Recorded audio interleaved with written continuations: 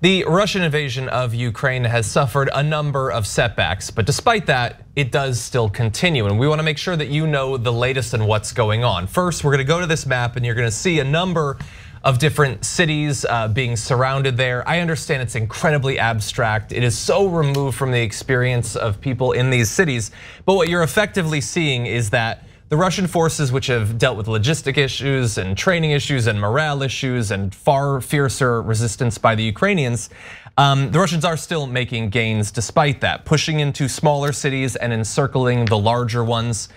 Troops have been nearing Kyiv, the capital, and also closing in on key cities in the south and the northeast of Ukraine as well. The Ukrainians have managed to hold front lines outside of the major cities. They have not yet been breached despite initial predictions that they would fall within a matter of just days.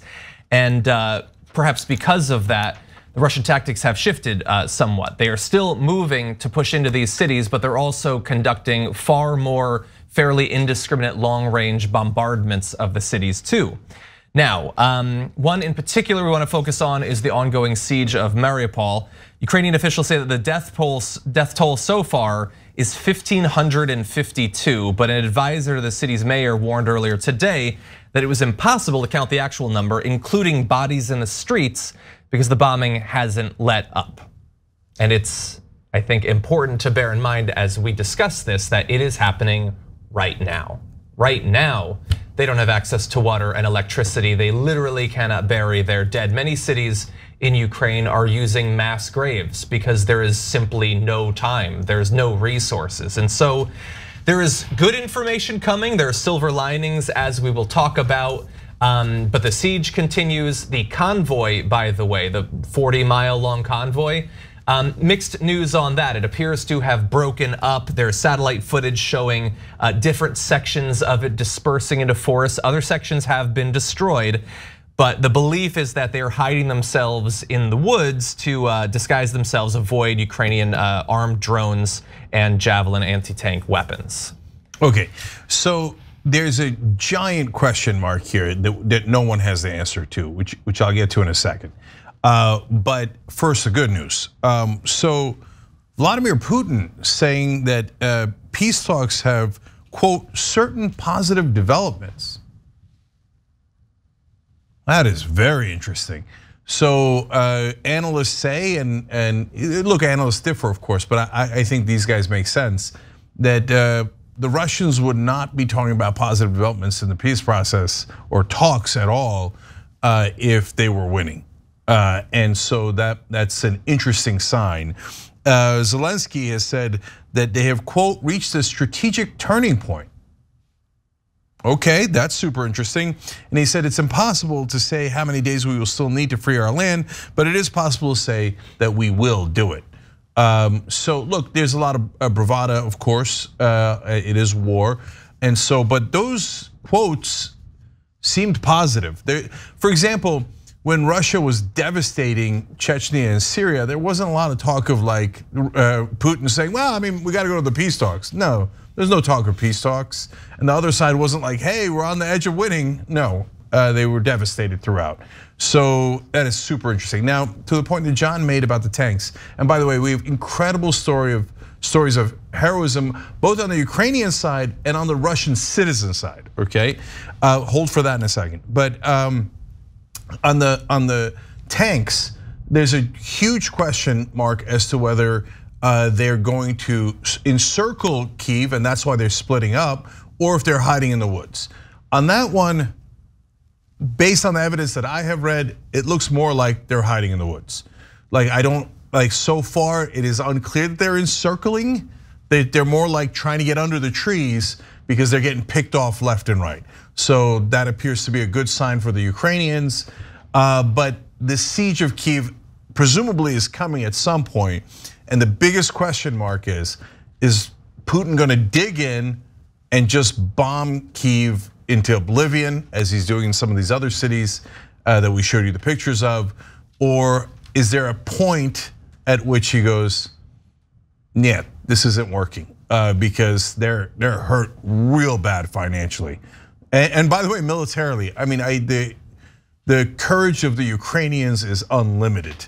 All right, Helen. As soon as that picture of Zelensky came up, I'm not gonna lie, I got a little lady boner, and I read a great tweet by I wish I could remember the name of the female tweeter, but she said, you know, there's something that Putin can't take away, which is that every woman on earth has a crush on Zelensky right now. I mean, he is so heroic, so courageous. He could have just hightailed it out of there the second the war started, and he was like, oh no, I'm staying and I'm fighting. And he's just been so inspiring. And every woman has a lady boner, including myself, for him, because he's just, you know, the Ukrainian people in general, headed by Zelensky, are just so courageous. It's everything you want to be when you're backed into a corner, that you imagine that you would be, heroic, backed into a corner, and he's doing it. He is just, he's survived assassination attempts, and he's like, oh no, we're staying and we're fighting. So let me say two quick things about that. Number one, let me just put it this way. I have heard others say the same thing. Okay, so you are not alone, Helen. But of course, more to the point, the courage of the Ukrainian people universally, not just Zelensky, is, well, look, it's partly because the media is covering it. There's tremendous courage in Yemen as they fight back against the Saudis. We just don't see it, right? But we can see this one, and it is amazing. To average citizens just grabbing their weapons, going out, Molotov cocktails. We'll talk more about that later. It's just universal. Now, I fear even saying it, and everybody go knock on wood, 222, even during COVID. But my God, if they take out Zelensky,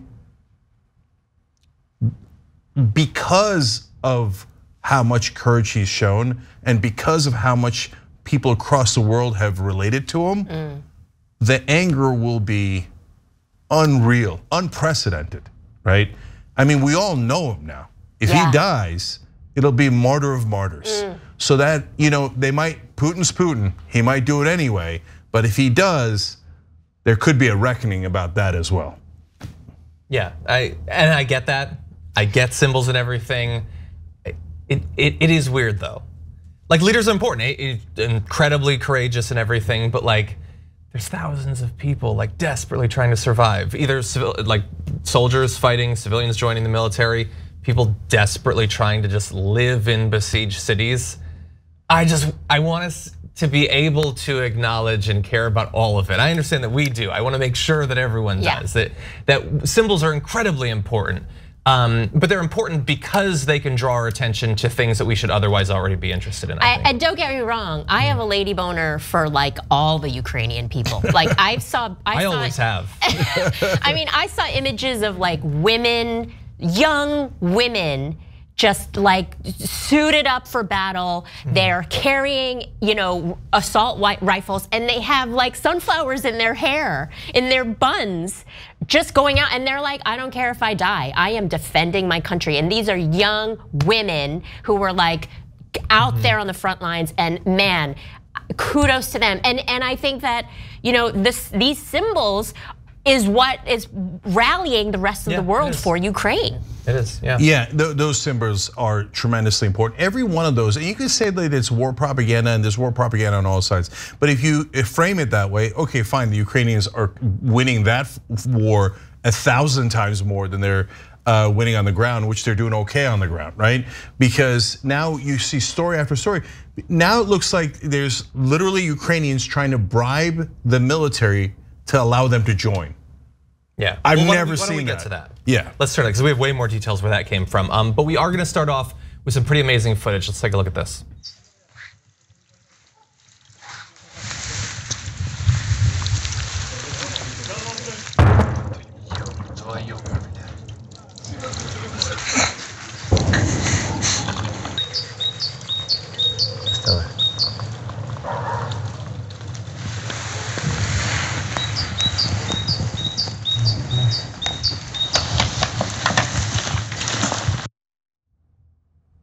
So yeah, if it's not immediately clear when that clip begins, when they zoom out, you realize they're defusing a bomb. I have my doubts about whether it's 100% authentic, but it is definitely representative. Bombs are being dropped and need to be diffused. It is an incredibly courageous thing to try to make these areas, whether it's massive bombs like this falling off literally planes that have been shot down, or cluster munitions that haven't exploded but are still littering residential areas. Amazing to think of the people that are going in there willingly to try to disarm those to save people's lives. Yeah, look, there's bombs everywhere, and I get it. There's fog of war, and there's misinformation on all sides. So it's near impossible to confirm that. But how would they have found a fake bomb to do that with? Right. It's just the fact that the cameraman's right there. To me, it's like, zoom in, to go away and zoom a bit. Like, yeah, I hear you, and that is definitely possible. But whether that is or not, it is happening. Yeah, and if it's real, those guys are incredibly brave. That thing blows up, they're dead, dead, dead. There's no question about it. And guys, look, on who has a track record of being real and not real in these type of things. Russia dropped well, actually chemical weapons on Syria, and it would look like that they were a little smaller than that. And then the Russians would say, no, the Syrians dropped that on themselves. But the farmers in that area, or the people that live in that city, or even the fighters in that area had no planes. How would they drop it from a plane on themselves when they don't have any planes? Slingshot. Right, so the Russian history on propaganda is about as bad as it gets. Almost everything they say is a lie. And by the way, any propagandist here working on behalf of or volunteering to do propaganda for Putin and the Russian government, you can assume that every single thing they're telling you is a lie. They have a history of lying, both on the right wing and the fake left wing, and they're in the middle of lying on behalf of Putin all over the internet. And you shouldn't believe a word they say. Go look up actual legitimate news sources. I can't, I was watching that clip of that bomb being diffused and my butthole was so tight. I was like, yeah. But I mean, like you said, it's where would they find a fake bomb to do this fake shot? I understand. I'm just being super cautious. That's all. That's probably good, John. too much. I'm a cynic. The last 2 years have been a little bit rough. Yeah, no. Look, John's right. It's impossible for us to confirm. So we're just giving you the facts as we know it, and so you can judge. And we're not on the either side, as in, like our perspective is that. Yeah, we're with the Ukrainian people. Russia clearly invaded here, but I'm not going to tell you things that aren't true from the Ukrainian side. I know that we're so used to, in America and throughout the world now, news being just the front for propaganda, but we don't do that here. So if the Ukrainians do something wrong or we can't confirm something, of course we're going to tell you that. Yeah. So we don't know it for sure, but we'll leave it at what you can see as well. It sure looks like it. Yeah, Sure. yeah. I mean, and I'm willing to believe anything about Ukrainian heroism at this point, because I used to make this joke about how Russians were the most badass of badasses, like Ivan Drago from Rocky IV, like he fucking does. Thank you. But now I'm like, it's the Ukrainians that have ice in their veins. I mean, they are outgunned like 1,000 to 1. They are outmanned. There's a 40-mile caravan of tanks headed towards Kyiv, and they're like, there's grandmothers making Molotov cocktails in their kitchen, like so badass, and so just like not willing to back down. Now we got more stories just like that John's gonna tell you, but we hang on for a Russian hero too. So that's super interesting. So a demonstration of what you were talking about, the ice in the veins, and again, grains of salt liberally sprinkled, but according to reporters operating inside of Ukraine for Vice, talking with potential volunteers for the Ukrainian armed forces, less than 2 weeks since the attack began, tens of thousands of Ukrainians have flocked to defense centers around the nation to join the armed resistance, outstripping munitions to the point where many are now being turned away. Some people are even trying to bribe military officials in a desperate bid to be considered for duty, according to several would-be volunteers. And they spoke with some, including Yevhen Berdnikov, a 32-year-old freelance designer who's become an informal coordinator at a defense center in Kyiv. Said he personally heard of 2 people's attempted bribes getting declined. And he goes on to say, for those who can't make it in, those who can't join the territorial resistance, make masking nets at home or Molotovs, homeless people started collecting bottles and bringing them for Molotovs. Basically, everyone is either in the shelter or is preparing to fight. And as you will find out in a couple of minutes, slightly different situation on the other side, but we've seen this. I mean, we know there are Ukrainians and others going from countries around the world, including the US, to try to go and fight.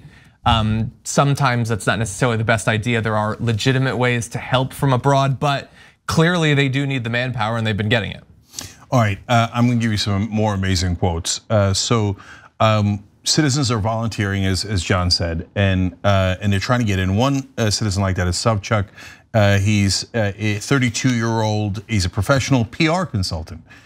He's also does LARPing on the weekends, but now LARPing has turned real, and he's like ready to stand a post.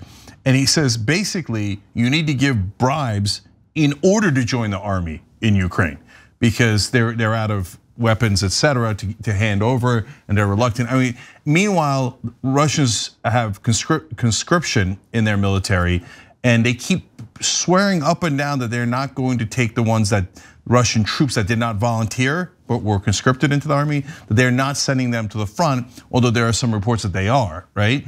But if you have to swear that you're not sending in people in your military to the border, that's a pretty good indication that it's not very popular at home. The Ukrainians don't have to turn anyone, like, are having to turn people away because they're volunteering too much, which leads me to two more points by someone else who volunteered. Explaining the Kyiv situation, this gentleman Berdnikov said, "This is not some bravado. The city is open to leave by car or train, and whoever wanted to has left already. So we are fighting till the end, and we're gonna win this. Volunteers without guns will have pitchforks, kitchen knives, and Molotovs."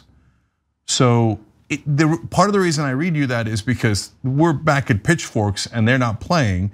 The other reason is there's a logical certainty to what he's saying. At least 2.3 million people have left Ukraine already. So if you wanted to leave Kyiv, you would have left. The people who have stayed, partly some of course can. There's different extenuating circumstances, health, etc., right? But a lot that have stayed said, we're here for it. We got the sunflower seeds and we're ready. And the last quote from Berdnikov, he said, "Those who can't join the territorial resistance, making," oh, you read this, "making the Maskinets and Molotovs." But the one that really got me is he said, homeless people started collecting bottles and bringing them for Molotovs. That's how a country comes together. And that is an amazing sight to behold for the whole world. Yeah. That one hit me too when I read that line about the homeless people being like, oh, I'm doing my part. You know, literally everyone in the country is mobilizing. And on the Russian side, you know, I feel like the sense that I'm getting is the average Russian soldier is like, what are we even doing here? You know, it feels like probably how our soldiers felt in Afghanistan after 20 years of Afghanistan being like, what are we even doing here? Like, what is this war about? Like, I don't even get it. Actually, you're absolutely right, but it certainly didn't take 20 years because Pat Tillman said it pretty much right away. He was the NFL player that signed up to go defend the country after 9/11, goes to Afghanistan, and he's like, wait, these are not the guys who bombed us. What are we doing here, right? Yeah. And then he was killed. Thanks for watching The Young Turks, really appreciate it. Another way to show support is through YouTube memberships. You'll get to interact with us more. There's live chat emojis, badges. You've got emojis of me, Anna, John, JR. So those are super fun. But you also get playback of our exclusive member-only shows and specials right after they air. So all of that, all you gotta do is click that join button right underneath the video. Thank you.